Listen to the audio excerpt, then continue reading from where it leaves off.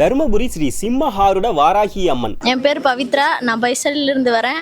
எனக்கு கல்யாணம் வேணும்னு சொல்லிட்டு வேண்டிக்கிட்டேன், நடந்துருச்சு. அம்மன்கிட்ட அரசாங்க வேலை கிடைக்குன்னு சொல்லிட்டு நாங்கள் வேண்டிட்டு போனோம்.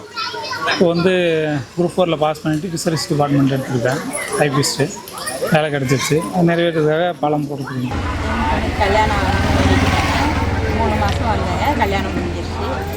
அதனால் இன்றைக்கி நமது சிம்மஹாருட வாராகி அம்மன் ஆலயத்தில் வருகின்ற 23/3/2026 அன்று பங்குனி மாத வளர்பிறை பஞ்சமியை முன்னிட்டு மதியம் 2 மணி முதல் 5 மணி வரை பக்தர்கள் தங்கள் கைகளாலேயே மஞ்சள் அரைத்து தங்கள் வேண்டுதலை வைத்து வராகி அம்மனுக்கு பூசலாம். அதன் பின் மாலை 5 மணி அளவில் யாக பூஜைகள் தொடங்கும். இந்த யாகத்தில் 5 வகையான பழங்களை அம்மனுக்கு சமர்ப்பித்து பக்தர்கள் தங்கள் வேண்டுதல்களை வைக்கலாம். கோவிலின் தலைவிருச்சமான மரத்தில் 11 ரூபாய் காணிக்கை வைத்து குழந்தை வரம் வேண்டி தொடர்ந்து 3 பஞ்சமிகளில் இந்த பூஜை செய்தால் குழந்தை பாக்கியம் கிடைக்கும். ஸ்ரீ சிம்மஹாருட வாராகி அம்மன் திருக்கோவில் அமைந்துள்ள இடம் தருமபுரி மாவட்ட ஆட்சியர் அலுவலகம் அருகில் உள்ள இலக்கியம்பட்டி கால்நடை மருத்துவமனைக்கு பின்புறம்.